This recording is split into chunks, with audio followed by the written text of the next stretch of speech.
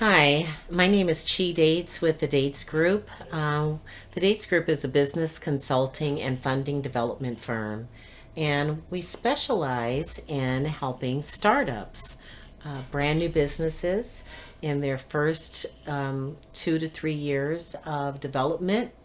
We do help established firms as organizations as well, especially as they regroup or maybe just shift in their directions. We're a really good source for them as well.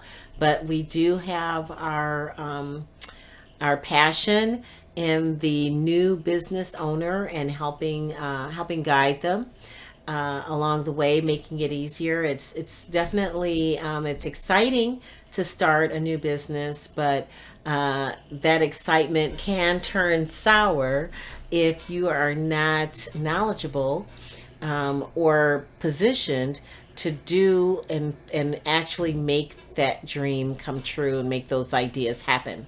So that's where we come in. We help form you, we help develop you, and we help hopefully get you the funding that it takes to sustain any business. So I want to talk a little bit about the five most important steps that we believe are kind of key best practices for making sure that your business is able to grow and sustain itself. So, those five best practices would be number one, to actually plan to succeed. So we'll talk about that. The first step is plan to succeed. There's no possible way to actually have a lasting, consistent success without a plan to succeed. So we'll talk about that. The second best practice is to grow organically. Contrary to popular belief, fast is not always the most the best answer. Fast is not always the best answer. Getting there very quickly may mean that you also get out of there very quickly and do not sustain. So we want to talk about growing organically. The third best practice is building just immediately. As soon as possible, building credit and building cash and getting that cash flow started as quickly as possible.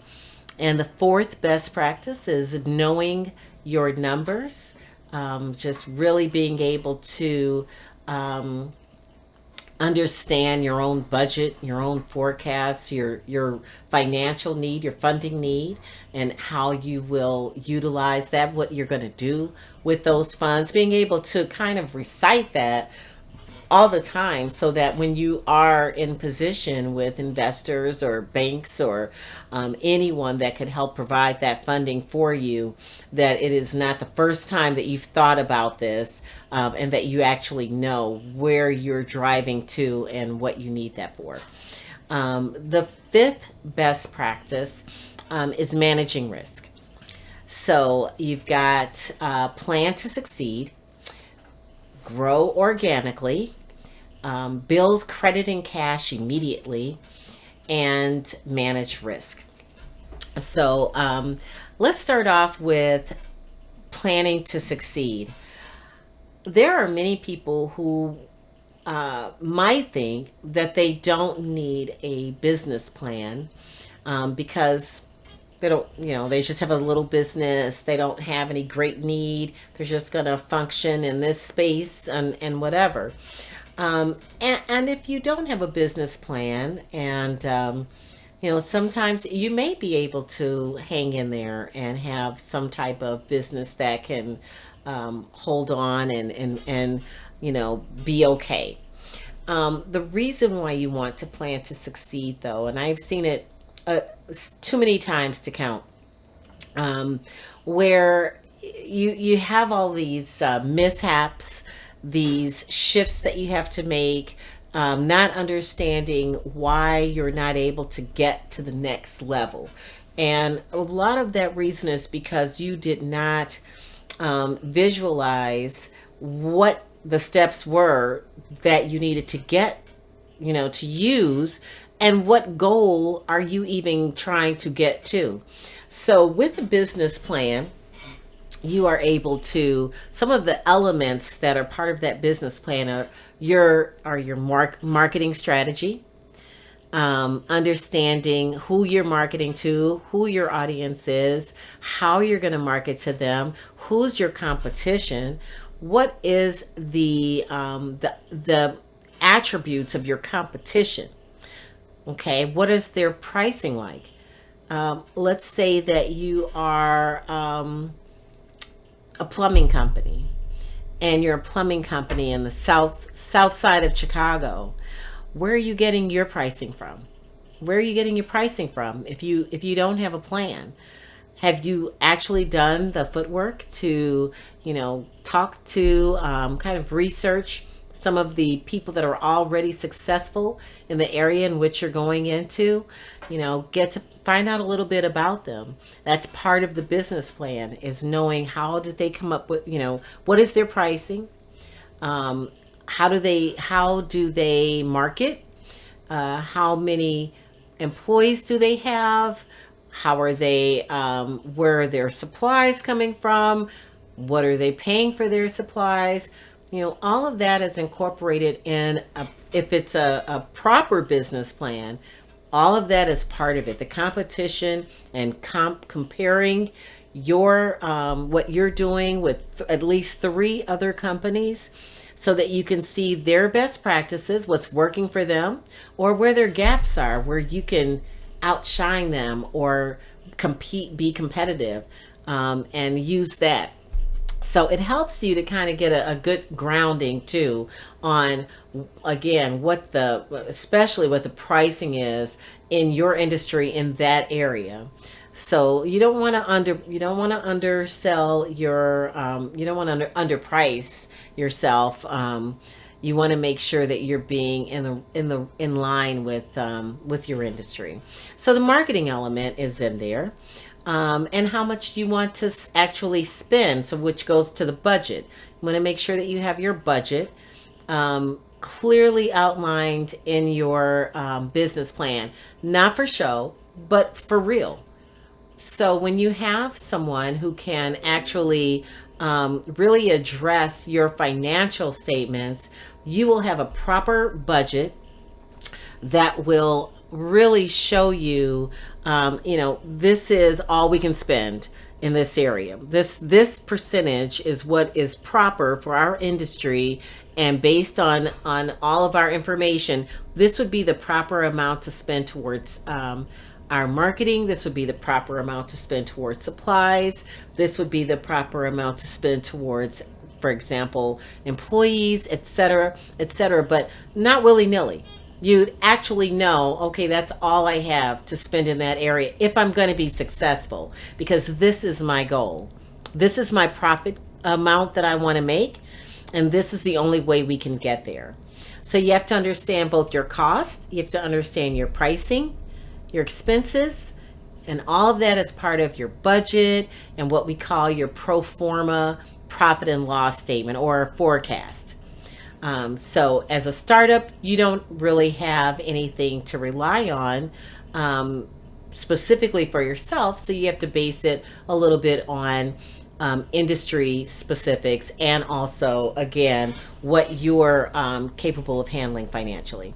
So all of this is part of your financial plan, of your business plan, what your strategies are, who your team is, what their strengths are. Why would an investor feel comfortable believing in you without having seen you produce one dime of revenue? You have to tell that story. So a business plan serves to tell investors, you can trust us, you can believe in us, and here are the reasons why. So there's many elements to the business plan, but it does guide you. It does direct you. It keeps you on track. It keeps your team feeling more confident because they don't have to guess what's on your mind. they can see for themselves, this is our plan, this is our focus, this is where we're headed, and this is how we're doing it. So the first thing you want to do if you want to have a business that's not only successful but last is to make sure that you plan to succeed with a proper business plan.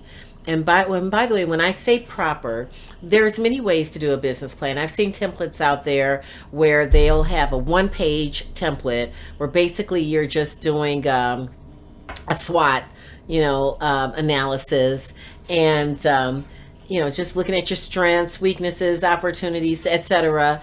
And it's a one-pager. If you're planning on using that business plan to secure any type of funding, you're going to need more than a SWOT.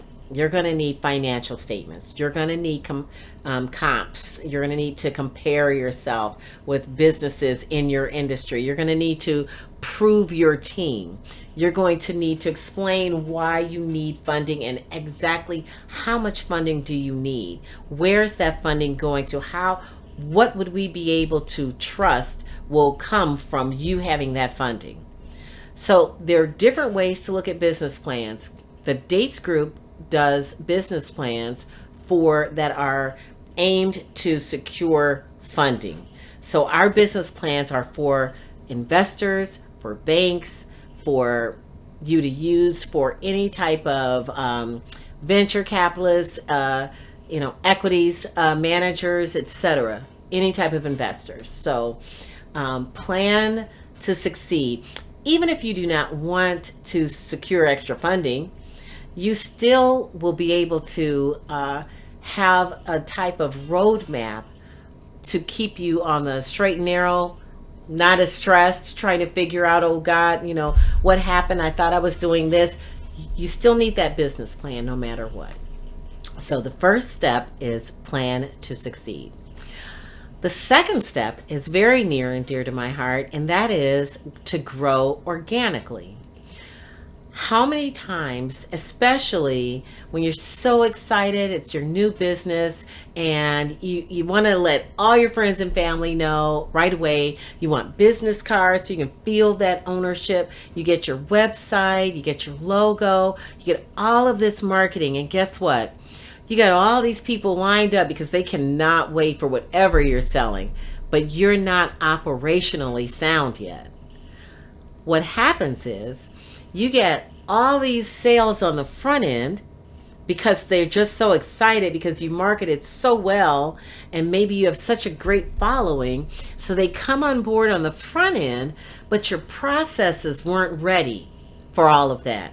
So now you lose them because you're not prepared. You're making too many mistakes. You're basically practicing on your biggest load of clients. And so, your retention reflects what's going on. So don't do it. Just don't even come at it that way. If you know how to market, if you know you've got great connections, your networking is awesome, your following is great, that part's going to come. The last thing you want to do is have the most people with the least preparedness. You don't want to be so unprepared while having all of your best group and your largest group of supporters. So you want to grow organically. You want to balance between marketing, developing, and operations. You want to grow at a pace where excellence is the point and not your next dollar. I'm contradicting some people that I have seen online that say, just get in there, get your feet wet, get going. That's a theory. I have seen both sides of it, and I'll tell you, I pick being operationally sound every time for the long haul. Unless you're coming into this with the thought of, I just want to churn and burn. I want as many sales as I can, and whatever happens after that, I'll just quit anyway. If that's your mentality, sure. Market away. Don't worry about the operations. But I don't think that's anyone's actual intentions. No one that I know of. So I would rather say, on an ethical level, that you would want to take the time between, in your beginning development stages, to examine your processes, challenge yourself, to always measure and upgrade your processes whenever possible, and always be in a constant state of improving. Always train in within your industry. There's always training available. It doesn't matter what industry you're in. You can always learn. Things change, things update. There are things that you may have been expert in 5 years ago, where the processes now are far improved, but you haven't been keeping up. So you want to make sure that you stay learning, stay, getting into trainings. Make sure that you are building your organization. A lot of times when you first start a business, you may not have all the right personnel, but you won't know that automatically. You may not know that. So if you grow slower in the beginning, you kind of have time to vet the people that you've brought on board with you. And you may have to make some moves and shift some out and bring new ones in. Get yourself to that point where you feel like this is it. This is that team. So when you have all of the people that come in from your marketing, you've got this solid team now that you've developed and taken the time to ensure that they are the right ones for the job. So you're developing your team, you're developing your operations, you're making your mistakes with, in the beginning with a few, and learning better processes, so that the more people you have already improved a lot of your processes, things that you may not have known to do initially. So definitely growing organically is important for the long haul. If you plan on being successful for a good length of time, if you plan on being in this game, in that industry, and you're gonna, make this your baby for real, then you want to make sure that you take the time to grow slowly but expertly. So that was number 2. The third best practice is building credit and cash as soon as possible. Now, although I tell you to kind of, take your time with the marketing piece, I will never tell you to take your time getting your credit and your cash as soon as possible. And the reason being is because that is literally one of the main reasons that businesses fail, is because of lack of cash flow. So you want to immediately know going into the game, I've got to develop my cash. You need to have a goal in mind, whether that be 10,000, 20,000, 100,000, whatever that goal is. Immediately start. If you have someone, if you know the processes to get funding, or if you have other people that you have access to that know how to get you funding, the Dates Group certainly does do business funding coaching. And we certainly can help guide you. But there are many ways to start accessing cash and credit right from the beginning. There are also ways that are not good answers right in the beginning as a startup, contrary to what you may hear. For example, most major banks do not lend like an actual loan product to a new business that has less than 2 years in. If they do, then it's typically they still have at least 1 year in, and their personal credit is outstanding. Or they've been in that industry before, they have a proven track record, there's something. But just to go into it blindly, I would say coming from the banking industry and having still having lots of connections in the banking industry, I can tell you still that even with excellent credit, there is a good chance with are larger banks that if you do not have 2 years in, you are not going to get any of their actual loan products. Now, business credit cards, that's a little different. And then there are many other ways to have credit without going through a bank. There's also many ways to build and develop cash without going through a bank. So make sure that you research, that you look into, or that you reach out to the dates group, or whomever you have as a mentor that can help you in that area. But immediately develop cash and credit from the start. That is number 3. Your fourth best practice that we want to tell you about is knowing your numbers. A lot of people hate numbers. They just let me get in there. Just let me do what I do. I don't need to know the numbers.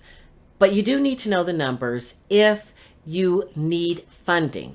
If you need funding and you want to build credit and cash, which was step 3, then you need to know your numbers. You need to be able to recite what amount of funding your goal is, what the gap is.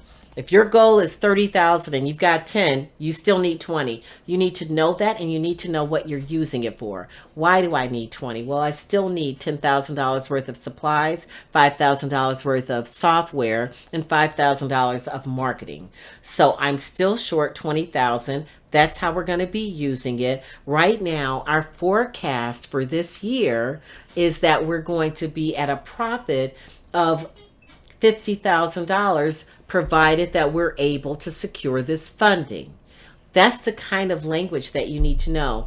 Those are some of the elements that are included in a Dates Group business funding coaching. But whether you participate in the funding coaching or not, you need to be able to speak the language that an investor will understand, that you understand what you need, why you need it, and how you're going to be successful if you get it. You need to at least know those 3 points. So know your numbers, be clear on your budget. It is one of the most critical parts of the strategy, guiding the way towards what you want to achieve. Now, the 5th element that we have, and that's kind of funny, the 5th element, but the 5th best practice that we have is actually managing risk. So what this is actually part of your business plan as well, if you have a proper business plan. But basically, your business plan outlines what you're going to do to overcome potential risk. So I'll give you an example. Not like anyone could have planned for COVID, but currently we can. Currently we know more about it. So let's say, what if you have a storefront and there's an issue where COVID, God forbid, should come through your employees or anything like that? What is your plan? What is your plan in that instance that will keep sustaining your business in spite of? How will you shift? What will be, or the new buzzword? What's your pivot plan in that instance? How about this? What will you do if your competition, for example, sees that you're charging $5 less than them on whatever service or product, and so they decide to dip down $10 less than that? You really can't afford to go that low. What is your strategy to overcome competition? For example, a new company comes in in your same neighborhood, on your same block. What's your strategy? If you are let's pick an organization. You are an Uber driver. Your business is driving an Uber, and you have your own vehicle, but someone gets hurt in your vehicle, or you have an accident with your vehicle.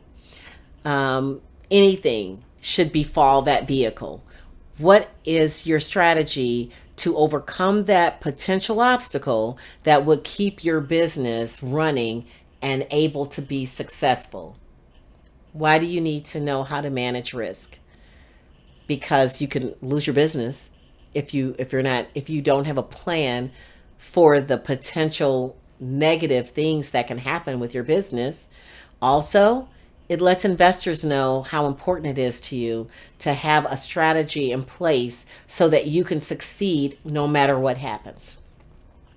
So, if you ever are in doubt, always think like an investor.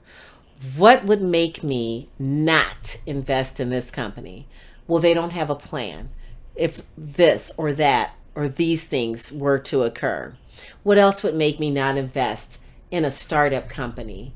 They don't even know what they're going to do with this money. They're not prepared. They don't have a plan for how to budget any funding that we provide. They have not shown us a proven forecast that we can see how they would succeed if they had the money.